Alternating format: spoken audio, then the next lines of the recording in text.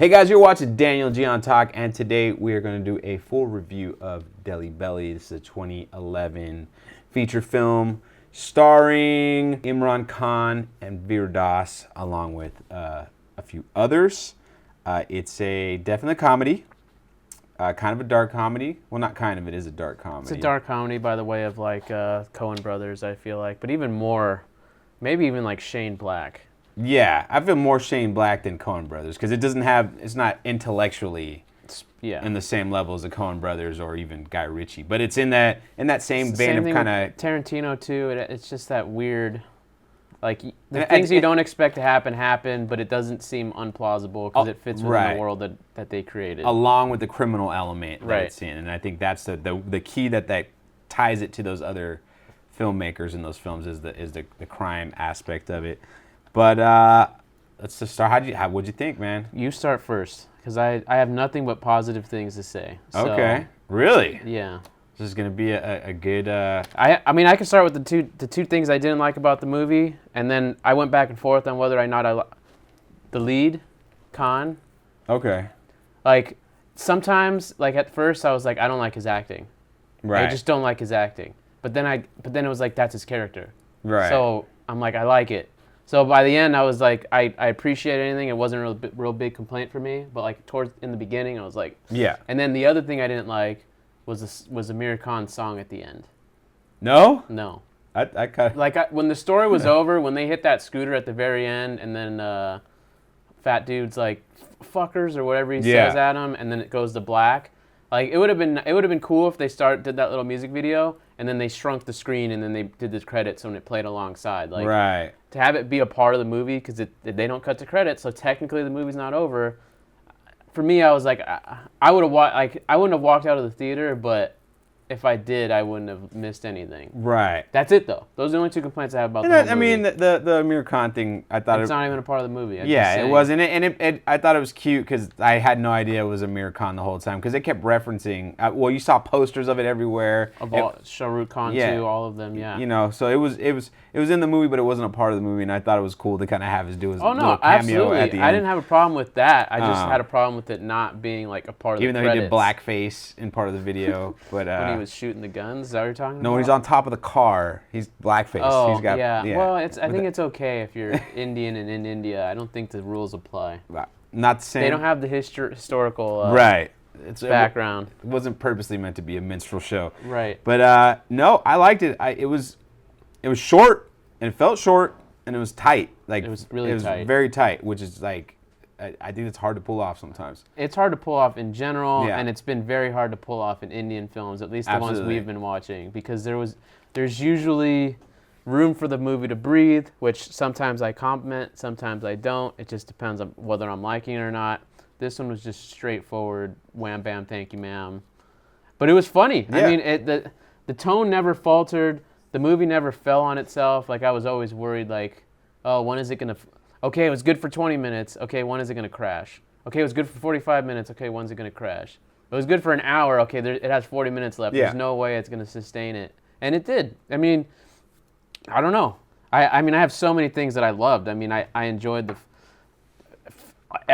everything was set up perfectly. Yeah. It felt like all the setups, they were all nailed. You had the roof collapsing. That was all set up at the beginning. You had the setup for the fat dude getting sick, because the guy's all scratching his nuts when he's serving the meat, which I don't know if that would get you sick, but even it was still set up. It wasn't, and it paid off exactly immediately. Actually, him taking pictures like creepily of like the guy with the girl, like I didn't even know that was the landlord at first, and then it paid off too. That whole story paid off because he didn't really get fucked over. He kind of won at the end because he has those diamonds, but he doesn't know he has the diamonds. Absolutely, but he still keeps his wife. Like he didn't have to do the ransom thing. Like, I don't know. It's just, I mean, I can keep going. I enjoyed the way the movie starts with everyone sleeping. No one wants to get the door. I enjoy the airport. The girlfriend. Yeah. The girlfriend's parents, who are like clearly super fucking wealthy because they have 1 million clocks in their dining room. And I felt like that was kind of a misdirection at first, because you see like. You know she's dealing with somebody shady. She hasn't dropped the thing off, and you think And I was thinking that maybe her parents, I thought the movie was going to be about how her parents were into some shady shit and that he's like getting into the family business somehow by mistake. And it turns out that's not the case at all. She was doing really just innocent. Exactly. And she did a favor for somebody else.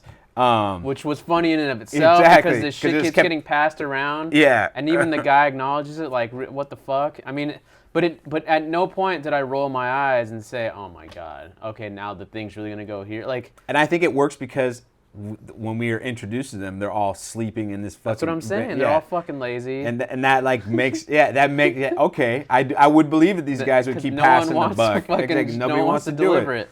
That's perfect setup. I mean, Veer Das, I thought was great.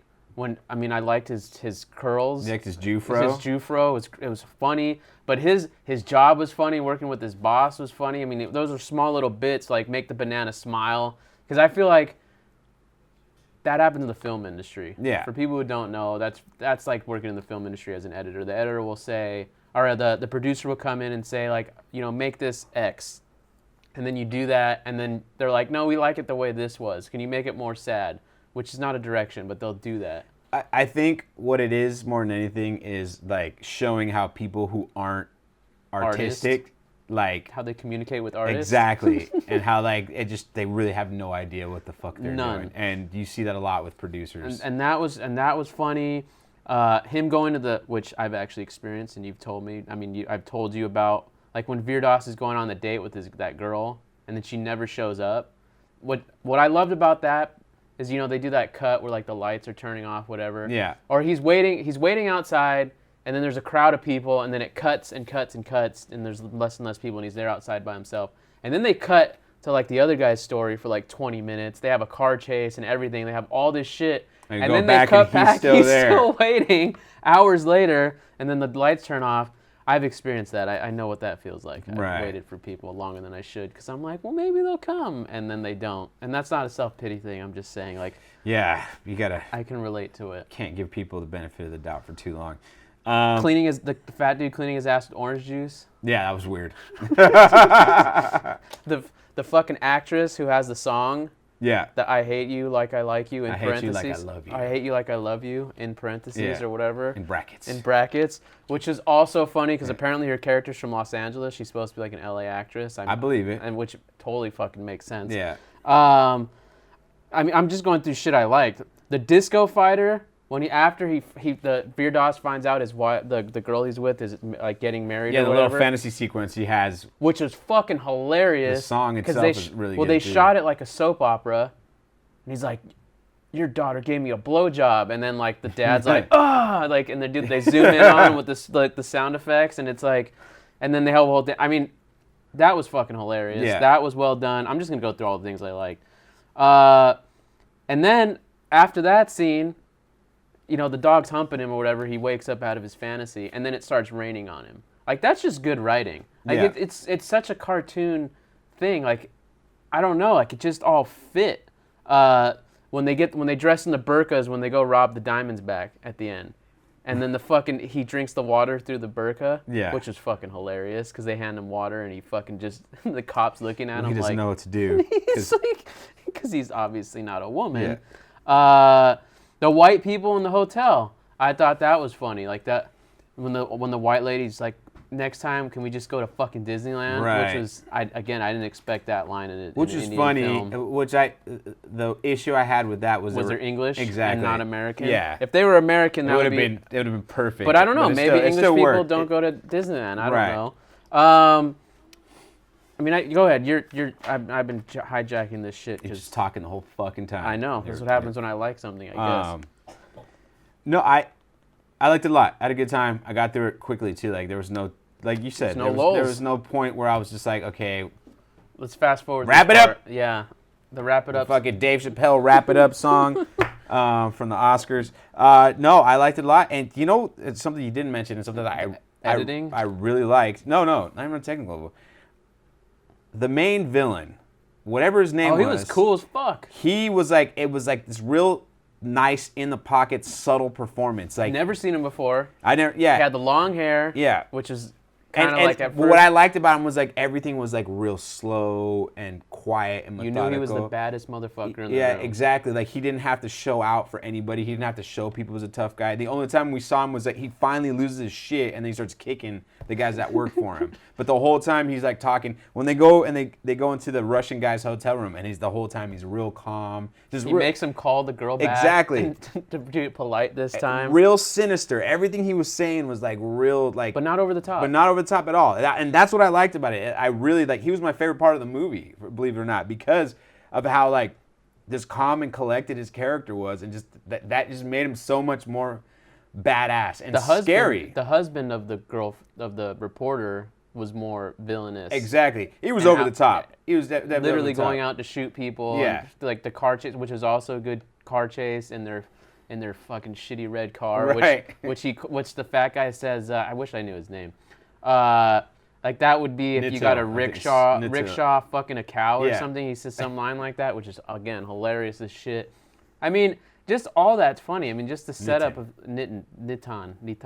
The editing too. The editing was on point visually. It looked like they shot on film. It looked great. I mean, they were swearing. It didn't seem like they were holding back any punches. No, and then the other thing, and I've actually had this complaint about Anurag Kashyap films is the guy gets shot in the head and we see the fucking bullet hole and he's dead in his head and he's dead. Exactly. And I was like, when I saw it, I was like, whoa, because we haven't seen anything like that so far. It's usually off screen. Yeah, it's something like that. You know, maybe sound effects, whatever. Like they showed up straight.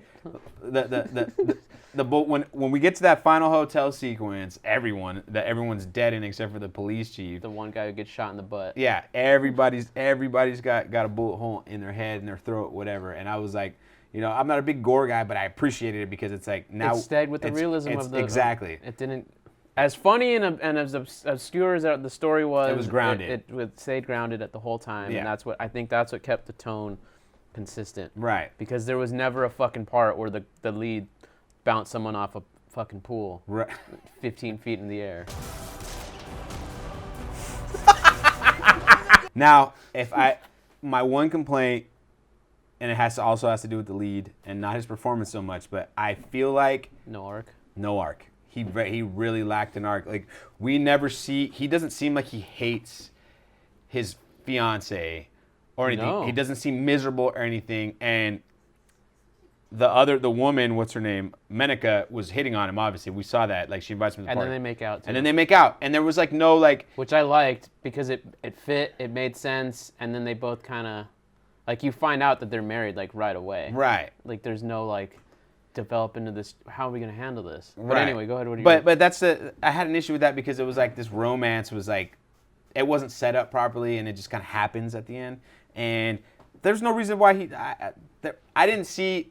I feel like the filmmaker wanted us to think like this guy was just like going through the motions and was kind of like hated his life, but he was just doing it because that's what he was supposed to do, and this was like his rebellious moment. But I didn't feel at any point that he was demonstrating that he was miserable. That's why I didn't get that at all. Yeah, the only thing I saw was I don't even know what he does as his job. Well, I guess he's a journalist of some sort. That's what he takes pictures, but he seemed like a freelance. Honestly, he reminded me of myself, and like when I do freelance gigs. Yeah, he was like a freelance reporter or something. Oh, tell me something interesting. He does an interview with the girl, and then he does this crime scene shit, and then at the end he writes the article about how this diamond ring gets busted. You know what he just went through, but.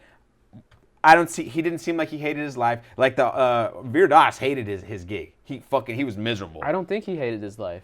No, I don't think so at all. I don't think anyone hated their lives except for Veer Das. Exactly. They were okay with being bums. Yeah, they were fine with it. So this like for him to break it off with her, like to cheat on her, like it didn't fit for me, and that's the only issue I had. And it's not a big thing, but for me it was like, you know, that it just didn't make sense. It was something that didn't make sense, and I don't know what the point of it was per se. You know, not to mention that Sonia was way cuter. She was fucking hot. Yeah, she's gorgeous, and this other girl, you know, she's tall and thin, whatever. But I don't think they were gonna get married.